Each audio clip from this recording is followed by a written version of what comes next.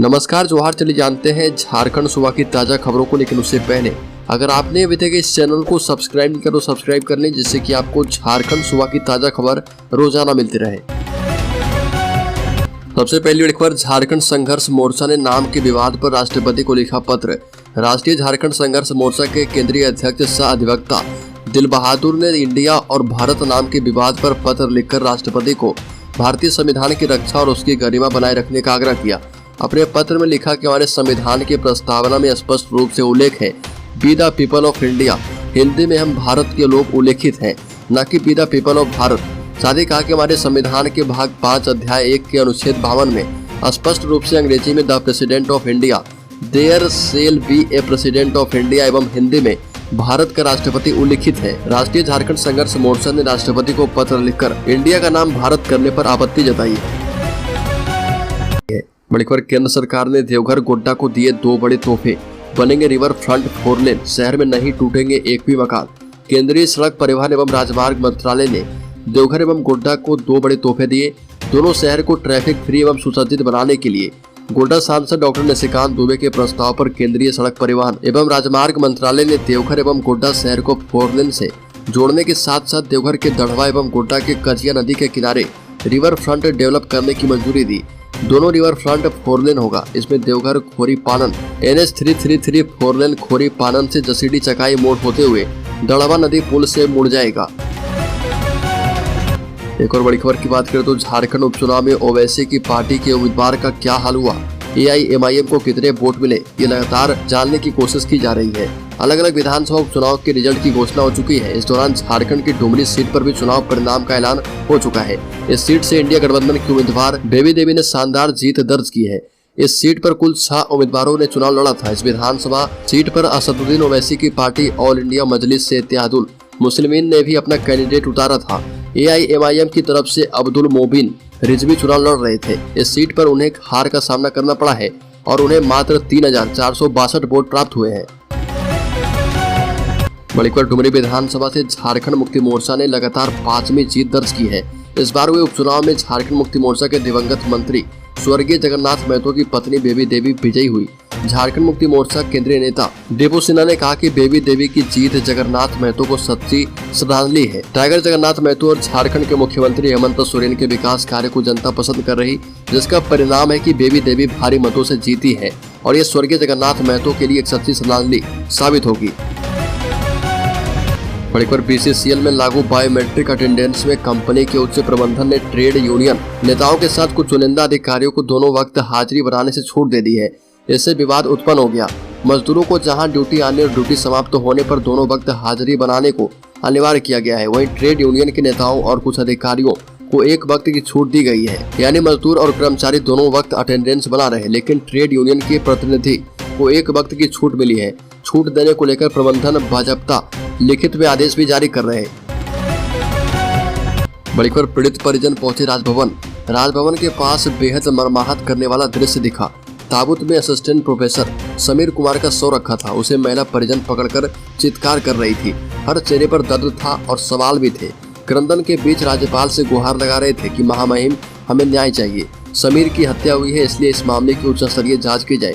दरअसल तमिलनाडु के कोयम्बटूर में असिस्टेंट प्रोफेसर समीर कुमार की संदिग्ध मौत के बाद पीड़ित परिजन शव के साथ राजभवन के समीप पहुंचे और धरना दिया।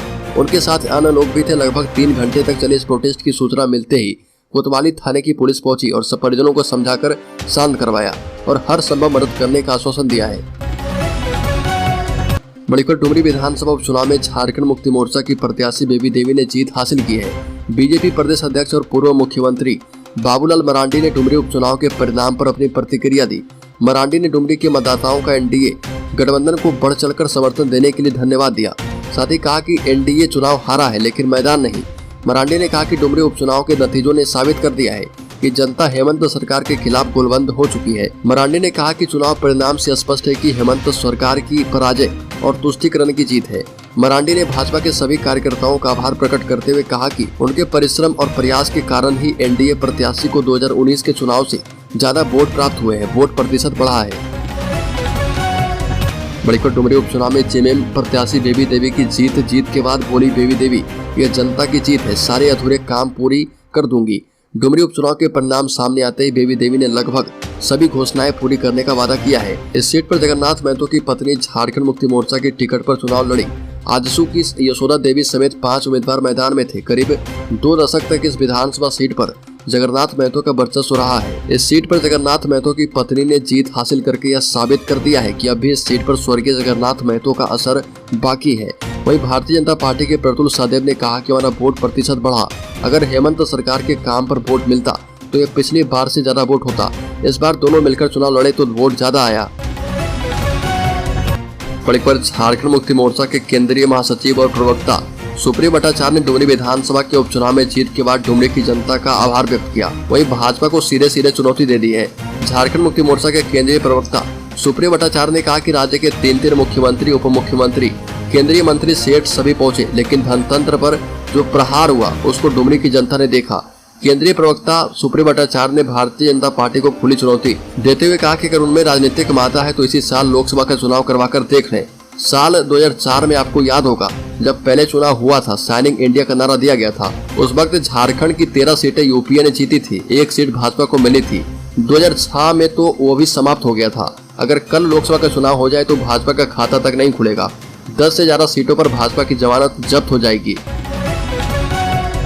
मणिपुर बुखार से तप रहा धनबाद, 40% बुखार, 15% डायरिया के मरीज, रोज 7 को प्लेटलेट्स की पड़ रही आवश्यकता।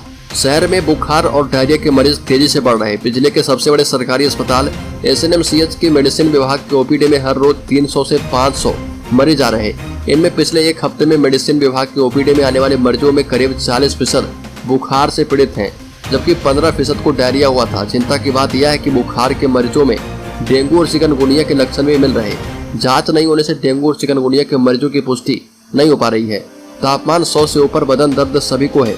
SNMCH के OPD में हर रोज 100-150 से भी अधिक बुखार से लोग पीड़ित आ रहे, जिनके शरीर का तापमान 100 से ऊपर रहता है। मेडिसिन विभाग के HOD डॉक्टर UK ओझा ने बताया कि वायरल बुखार में पसीना आने के साथ बदन दर्द, थकान एवं कमजोरी महसूस हो रही है। पर ED के समन से परेशान मुख्यमंत्री हेमंत सोरेन पहुंचे सुप्रीम कोर्ट, राहत की लगाई गुहार, कर सकते हैं बड़ा आग्रह। संभावना है कि उनकी ओर से सुप्रीम कोर्ट में सुनवाई की तिथि निर्धारित किए जाने का आग्रह किया जाए और उनके लिए विशेष सुनवाई करने का आग्रह भी किया जाए। उनकी ओर से सुप्रीम कोर्ट को इस बात की जानकारी दी जाएगी कि कोर्ट में याचिका दाखिल करने और इसी सूचना देने के बाद भी ED ने तीसरा समन जारी करके पूछताछ के लिए बुलाया है। ऐसे में उनकी याचिका पर जल्द से जल्द सुनवाई होनी चाहिए। हेमंत सोरेन को पूछताछ के लिए समन जारी कर 9 सितंबर को उपस्थित होने का निर्देश ED ने दिया है। मणिपुर चाईबासा में नक्सलियों ने की है रिटायर्ड BSF जवान की हत्या, CM के दौरे से पहले दिया घटना को अंजाम। पूर्वी सिंहभूम के गोइलकेरा प्रखंड में नक्सलियों ने BSF के रिटायर्ड जवान सुखलाल पूर्ति की गोली मारकर हत्या कर दी।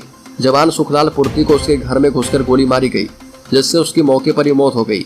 जानकारी के मुताबिक गोइलकेरा प्रखंड अंतर्गत कदमडीहा पंचायत के काशीजोड़ा गाँव में 15 से 20 की संख्या में नक्सली आ धमके, जिसके बाद हथियारबंद नक्सलियों ने BSF के रिटायर्ड जवान सुखलाल पूर्ति को घेर लिया।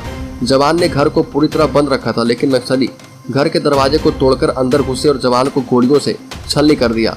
जवान की हत्या के बाद नक्सली पर्चे भी छोड़ गए, जिसमें जवान पर पुलिस मुखबिरी का आरोप लगाया गया। इधर घटना की खबर मिलते ही पुलिस सुबह 8 बजे मृतक जवान के घर पहुंची। एक बार झारखंड कांग्रेस प्रभारी अविनाश पांडे ने कहा कि 2024 में राहुल गांधी के नेतृत्व में बनेगी केंद्र में सरकार। प्रदेश कांग्रेस प्रभारी अविनाश पांडे ने कहा कि देश के विघटन के लिए आज कुछ ताकतें लगी है, लेकिन इन ताकतों के मंसूबे को हमें खत्म करना है। हम देश में नफरत के बाजार को बंद करेंगे। श्री पांडे भारत जोड़ो यात्रा की पहली वर्षगांठ पर बोल रहे थे। प्रदेश कांग्रेस अध्यक्ष राजेश ठाकुर ने भी कहा कि आज लोग हमसे यह सवाल करते हैं कि भारत जोड़ो यात्रा का क्या असर हुआ। ऐसे लोगों से मैं कहना चाहता हूं कि इस यात्रा का असर यह हुआ कि देश के कुछ लोग जो आज रात दिन भारत भारत जपने को विवश हैं, वो उसके ही कारण विवश हैं। सारे कार्यकर्ता पहली वर्षगांठ पर यह शपथ ले लें कि हम 24 घंटे दूसरों की मदद के लिए तैयार रहेंगे। पूर्व केंद्रीय मंत्री सुबोधकांत साय ने कहा कि एक बेईमान ने मदारी का वेश धारण करके पूरे देश पर कब्जा कर लिया है और आज इस मदारी के कारण मणिपुर राज्य पूरा बर्बाद हो गया है। मणिपुर देश के 6 राज्य की 7 विधानसभा सीटों के नतीजे आ गए। इनमें त्रिपुरा की 2 और उत्तराखंड की 1 सीट पर बीजेपी ने जीत दर्ज की है। केरल की पुथुपल्ली सीट कांग्रेस के खाते में गई। वहीं बंगाल की 1 सीट पर तृणमूल कांग्रेस ने जीत हासिल की। झारखंड में इंडिया अलायंस की ओर से झारखंड मुक्ति मोर्चा ने जीत दर्ज की है। उत्तर प्रदेश की घोषित सीट समाजवादी पार्टी के सुधारक सिंह के खाते में गई। सभी सीटों पर 5 सितंबर को उपचुनाव हुए थे।